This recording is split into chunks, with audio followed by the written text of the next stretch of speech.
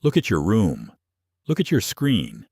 You have climate control, instant food, entertainment on demand, safety guaranteed by 10 layers of law and infrastructure.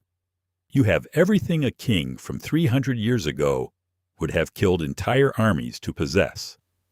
So why do you feel like a caged animal chewing on its own paws? Not sad, not grateful, not peaceful. Like something inside you is pacing, pressing against walls, looking for something to fight and finding nothing. That feeling is not a disorder. That feeling is a diagnosis. You are not sick. You are domesticated. You are a wolf living in a studio apartment, fed on schedule, kept warm, protected from every predator, slowly losing the memory of what it felt like to hunt. The will to power, Nietzsche's central concept, is the drive to become stronger, deeper, and more capable through life itself. Life is not passive. It pushes forward. To live fully is to participate in that forward movement, not resist it. When you remove every obstacle, every danger, every genuine cost, you do not produce a happy man. You produce a domesticated one, a man whose will to power has nowhere to go, so it turns inward and eats him. Nietzsche called this process the softening of the will. Not a dramatic collapse, a slow erosion, the gradual removal of every friction that once forced you to become more than you were.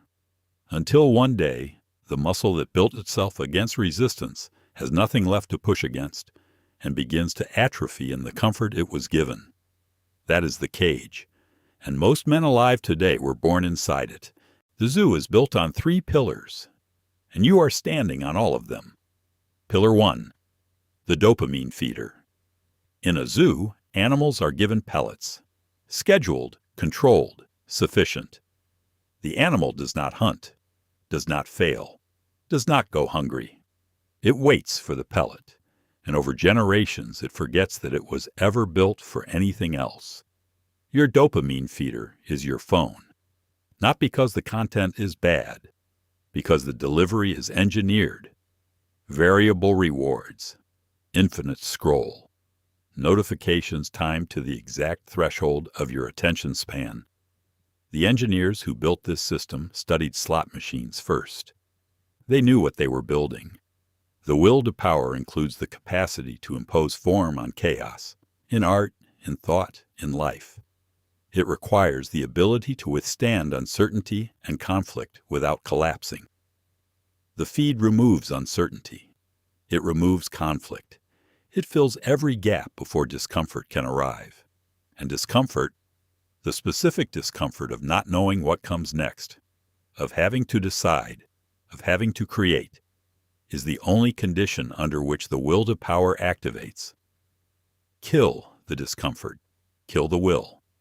That is pillar 1. Pillar 2, the death of danger. A man without risk is a man without stakes. And a man without stakes has no reason to be fully present in his own life. Nietzsche wrote in Twilight of the Idols, "What does not kill me makes me stronger." He did not mean this as encouragement. He meant it as architecture. The structure of the self is built by resistance encountered and survived. Remove the resistance, and the structure never forms. Look at the last time you did something where failure was genuinely possible. Not embarrassing, not inconvenient, genuinely costly. Where something real was on the line. For most men, that answer is years ago. Or never. The zoo does not permit danger. It liability wavers it away. It bubble wraps it. It offers you the simulation of challenge, the leaderboard, the achievement badge, the difficulty slider, while ensuring that nothing in your actual life is ever genuinely at risk. A mind without real stakes is a mind that slowly concludes that nothing matters. That is not philosophy. That is biology. Purpose requires consequence. Remove the consequence. Dissolve the purpose. Pillar 3, victim morality. This is the most sophisticated bar on the cage. and you will feel resistance reading this. Nietzsche's critical distinction between master and slave morality is among his most important ideas. Slave morality inverts the values of strength. It calls weakness virtue, suffering nobility, and resentment justice. The zoo rewards weakness, not through cruelty, through structure. The loudest victim receives the most attention. The most publicly wounded receives the most resources. The man who refuses to struggle receives more accommodation than the man who struggles and fails. Over time, this produces a population that has learned, at the incentive level, not the conscious level, that the optimal strategy is suffering, performed or real, that weakness is currency, that the cage is not a cage, but a right. The man who rejects this, who demands of himself, who accepts no accommodation for his failures, who holds himself to a standard the herd considers cruel, is not praised. He is accused. That accusation is the lock on the door. Most men never try it. Now, the escape protocol, not philosophy. 3 executable rules, starting today. Rule 1. Seek the cold. Deliberately introduce physical discomfort that your biology did not choose and cannot negotiate with. Cold water, real hunger, physical exhaustion that you selected for yourself before your comfort approved it. This is not masochism. This is recalibration. What is happiness? The feeling that power increases, that resistance is overcome. You cannot feel power increase with no resistance present. The cold is not the point. The override is the point. The moment your will moves your body against its own preference, the will to power fires.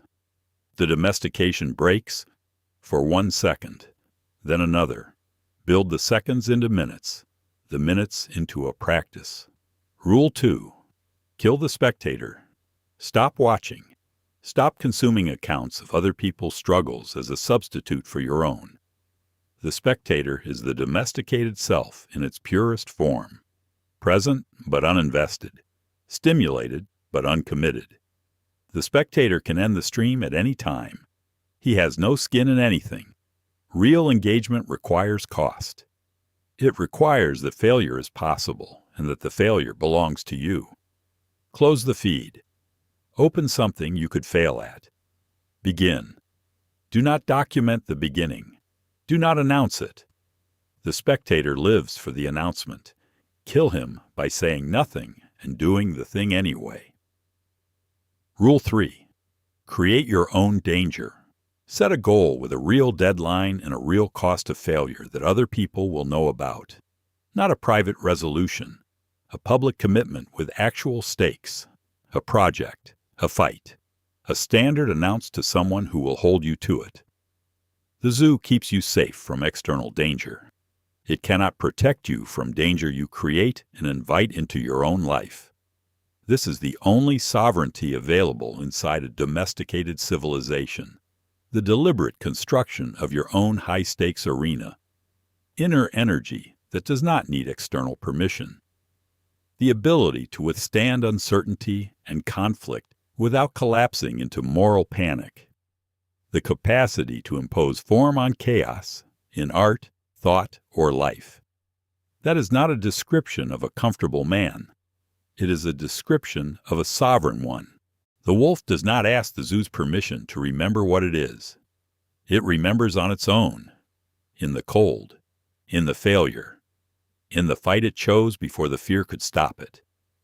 You are not built for the pellet and the screen and the managed temperature. You are built for the hunt. The cage door is open. What you do in the next 24 hours is your answer to everything this video just said.